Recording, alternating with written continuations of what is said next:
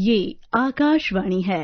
प्रस्तुत है पद्म पुरस्कार विजेताओं को समर्पित विशेष कार्यक्रम का संचालन कर रहे हैं मुकेश कुमार और नीना अरक्कल। नमस्कार। आज 26 जनवरी 2026 है। देश आज अपना 77वां गणतंत्र दिवस पूरे गर्व के साथ मना रहा है। गणतंत्र दिवस के इस पावन अवसर पर आकाशवाणी के सभी श्रोताओं को बहुत बहुत बधाई। मैं हूं मुकेश कुमार और मेरे साथ हैं Neena Arakkal.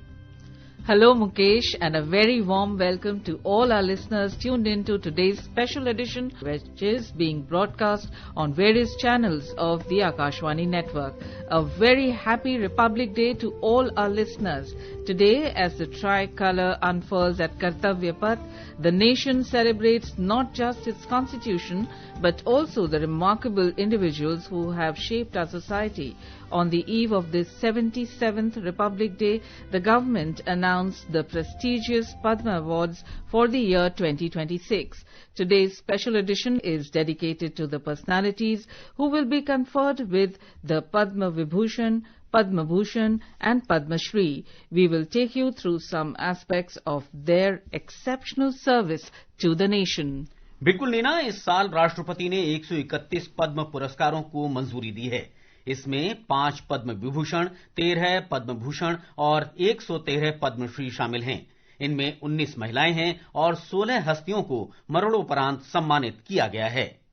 Starting with the Padma Vibhushan, the highest of these honours, this year the legendary actor Dharmendra Singh Deol has been conferred the Padma Vibhushan posthumously for his unmatched contribution to Indian art and cinema.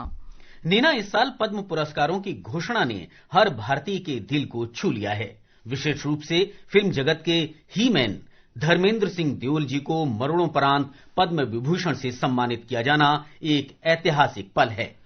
Yes, Mukesh, it is a moment of deep emotion for the entire film fraternity and millions of cinema fans worldwide.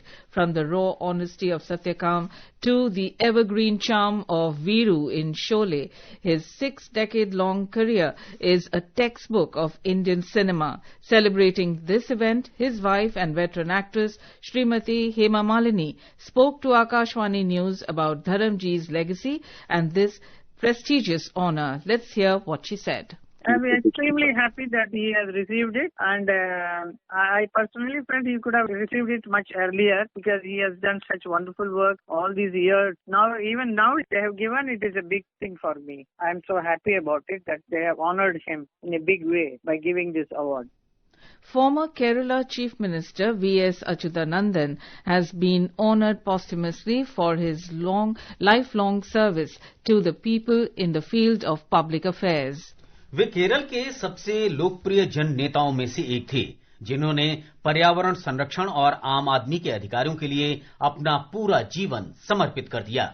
Along with him, retired Supreme Court Judge Shri K.T. Thomas has been conferred the Padma Vibhushan. He is known for his unwavering integrity and landmark judgments that have shaped Indian jurisprudence. His recognition in the field of public affairs is a tribute to his legal brilliance. जी हाँ नीना, जब हम काशी की गलियों और वहां के संगीत की बात करते हैं तो एक नाम सबसे ऊपर उभरता है, डॉक्टर एन राजम।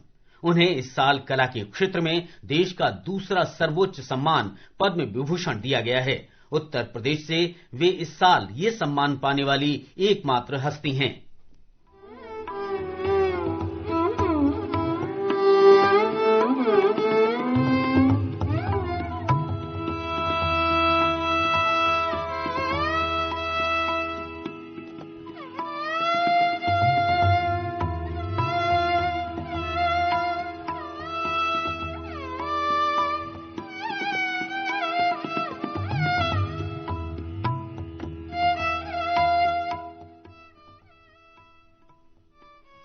राजम जी ने वायलिन को केवल एक साज नहीं बल्कि एक साधना बना दिया। उनकी उंगलियां जब तारों पर फिरती हैं तो ऐसा लगता है जैसे वायलिन खुद बातें कर रहा हो। And finally, in the category of literature and education, The honor goes to Shri P. Narayanan from Kerala, an eminent scholar and educationist. His work in promoting Indian philosophy and transformative pedagogy, recognizing his contributions to the field of literature and education. Narayan ji का मानना है कि शिक्षा केवल degree हासिल करना नहीं बल्कि स्वयं को जानने की एक प्रक्रिया है। उन्होंने संस्कृत और भारतीय दर्शन को जिस सादगी से नई पीढ़ी तक पहुंचाया वो वास्तव में सराहनीय है। अब बात पद्म भूषण की, जो उच्च क्रम की विशिष्ट सेवा के लिए दिया जाता है। इस श्रेणी में सुरों की मलिका अलका याग्निक को कला के क्षेत्र में सम्मानित किया गया है। उन्होंने 2000 से अधिक गीतों से भारतीय संगीत को समृद्ध किया। अलका जी ने न केवल हजारों गाने गाए हैं बल्कि वे दुनिया भर में YouTube पर सबसे ज्यादा सुनी जाने वाली भारतीय कलाकारों में से एक रही हैं। उनकी आवाज में वो सादगी और मिठास है जो सीधे दिल को छूती है। Joining her in the Padma Bhushan category is the South Indian megastar Mammootty, with 3 National Film Awards and a career spanning over 400 films. He is a true icon of Indian cinema. Mammootty जी ने न केवल मलयालम बल्कि doctor Baba Saheb Ambedkar जैसी शानदार फिल्मों में अपने लाजवाब अभिनय के जरिए हिंदी और अंग्रेजी सिनेमा में भी अपनी प्रतिभा का लोहा मनवाया है। उनकी सादगी और कला के प्रति उनकी निष्ठा हर युवा कलाकार के लिए प्रेरणा है। From intense dramatic roles to mass entertainers, his range is unparalleled. After being awarded the Padma Shri in 1998, this Padma Bhushan is a testament to his enduring legacy and contribution to world cinema. Bharat की प्राचीन ज्ञान परंपरा कितनी अद्भुत रही है, इसका जीवंत प्रमाण है श्री सतावाधानी आर गणेश। उन्हें कला और साहित्य के क्षेत्र में प्रतिष्ठित पद्म भूषण से सम्मानित किया गया है। वे एक ऐसे विलक्षण व्यक्ति हैं जो अपनी स्मृति और मेधा से पूरी दुनिया को अचंभित कर देते हैं। Absolutely, Mukesh. Shri Shatabdhani R. Ganesh is an intellectual marvel from Karnataka, conferred with the Padma Bhushan. He is one of the few living masters of Shatabdhan, the ancient Indian art of performing multiple complex mental feats simultaneously.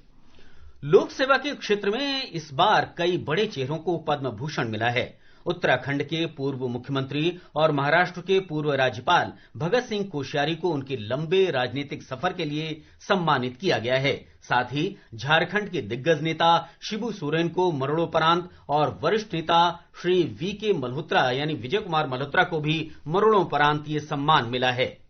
The nation also honors Shri Vellapalli Nadesan from Kerala for his significant socio-political contributions. In the field of medicine, Dr. Nori Dattathreyudu, a world-renowned oncologist from the US, for his pioneering work in cancer treatment, and Shri Kallipatti Ramaswamy Palaniswamy from Tamil Nadu for his distinguished medical service.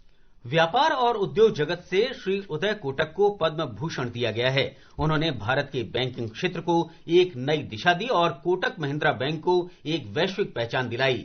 खेल जगत में tennis के दिग्गज विजय अमृतराज को पद्म भूषण से सम्मानित किया गया है, जिन्होंने न केवल टेनिस कोर्ट पर बल्कि संयुक्त राष्ट्र शांति दूत के रूप में भी भारत का मान बढ़ाया है। We also pay tribute to the creative genius Piyush Pandey, conferred with the award posthumously, known as the father of Indian advertising. His campaigns like Pulse Polio Immunization Program, Do Boond Zindagi Ki, and many road safety campaigns are legendary. In social work field, Shri S.K.M. Mailya Nandan from Tamil Nadu has been recognized for his selfless dedication to society.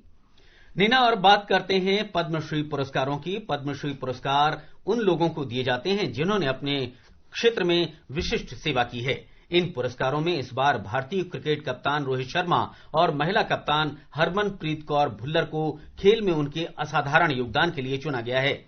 Rohit Sharma के बारे में क्या कहना? उनकी कप्तानी में भारत ने विश्व कप जीतकर करोड़ों भारतीयों का सपना पूरा किया। उनकी क्लासिक बल्लेबाजी और शांत स्वभाव उन्हें सबसे अलग बनाता है।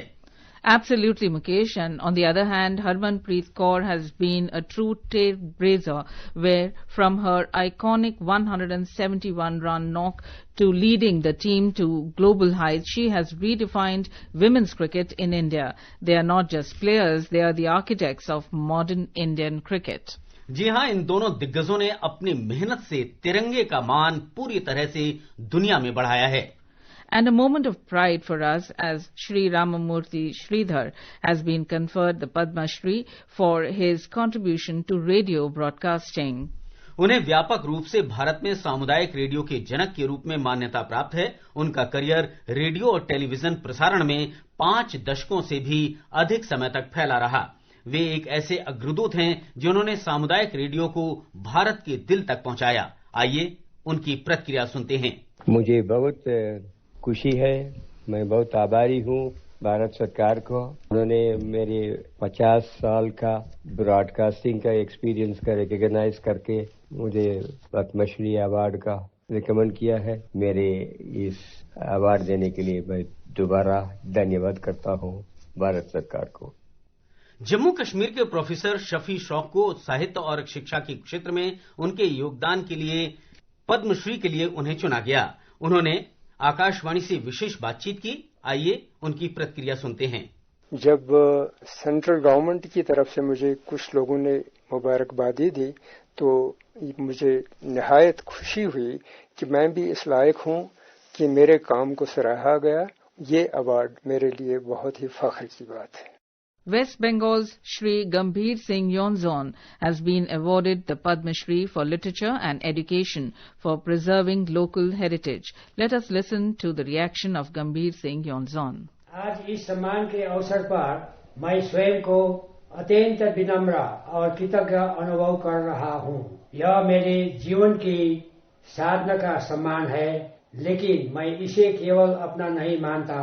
यह उन सभी लोगों का सम्मान है जिनके साथ मैंने काम किया, जिनसे मैंने सीखा और जिनके लिए मैंने कार्य किया. नीना महाराष्ट्र की माटी की खुशबू उसकी लोक कलाओं में बसती है. कला के क्षेत्र में रघुवीर तुकाराम खेड़कर को पद्मश्री से सम्मानित किया जाना तमाशा जैसी समृद्ध लोक परंपरा का सम्मान है. रघुवीर खेड़कर ने तमाशा को केवल मनोरंजन तक ही सीमित नहीं रखा, बल्कि इसे समाज में जागरूकता का एक सशक्त माध्यम बनाया. आकाशवाणी समाचार से बात करते हुए उन्होंने अपनी इस यात्रा और सम्मान पर जो खुशी जाहिर की उसे सुनते हैं. मुझे पद्मश्री पुरस्कार देने की घोषणा हुई है. ये सुनकर मैं बहुत खुश हुआ हूँ, क्योंकि मैंने जिंदगी के 53 साल लोगों की सेवा की है, लोगों के दुख बांटे हैं, लोगों को हंसाया है, रुझाया है और मैंने बहुत मेहनत की है ये जगह पे पहुंचने के लिए. Shri Naresh Chandra Dev Verma of Tripura has been honoured in the field of literature and education. He has dedicated his entire life to preserving the Kokborok language and tribal culture. Mr. Verma shared his thoughts with Akashvani. Let us listen to him. Today, I feel proud myself because the government of India has chosen me for the Padma Shri Award. It is a remarkable day for me. I started writing from 70s. More than 50 years I am writing literary works involving the words in Kokborok, also in Bengali. वहीं ओडिशा के श्री चरण हेम्ब्रम को साहित्य और शिक्षा के क्षेत्र में पद्मश्री पुरस्कार से सम्मानित किया गया है. उन्हें पद्मश्री मिलना हमारी समृद्ध जनजातीय भाषा संथाली और उसकी संस्कृति का सम्मान है. हेम्ब्रम जी का मानना है कि जब तक हमारी भाषा जीवित है तब तक हमारी संस्कृति जीवित है. उनके इस योगदान को आज पूरा देश नमन कर रहा है.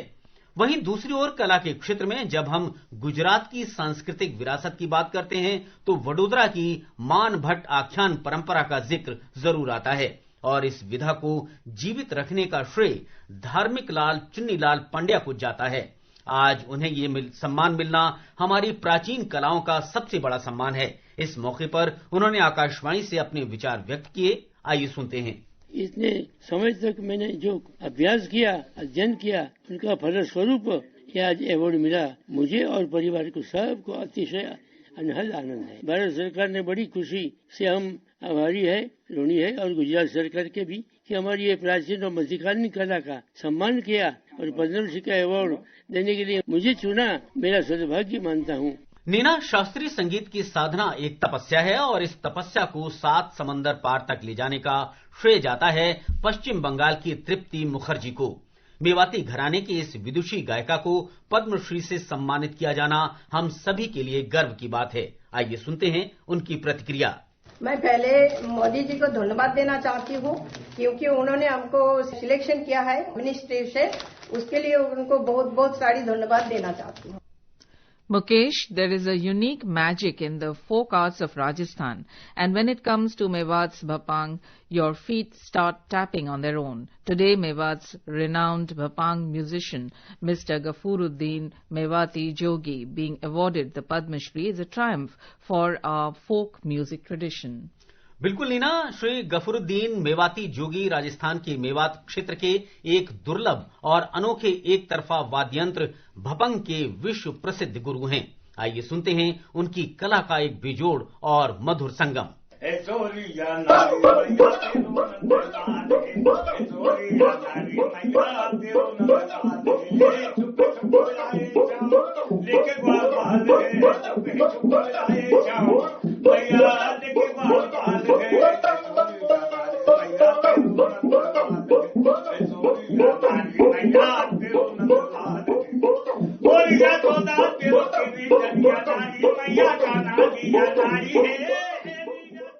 राजस्थान के रेगिस्तान की रेत से जब संगीत की धुन निकलती है तो पूरी दुनिया मंत्रमुग्ध हो जाती है।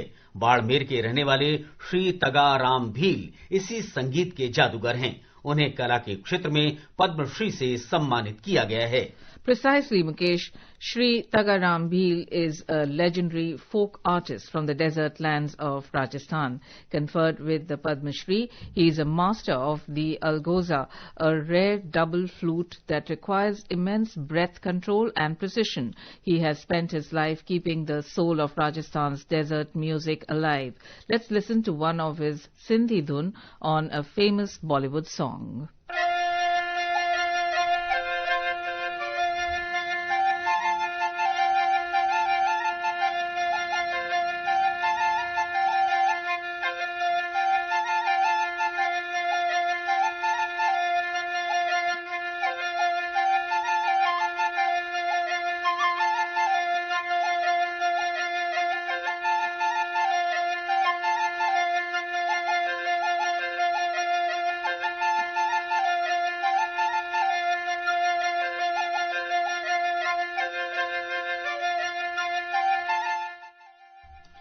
अलगोजा बजाना कोई आसान काम नहीं है।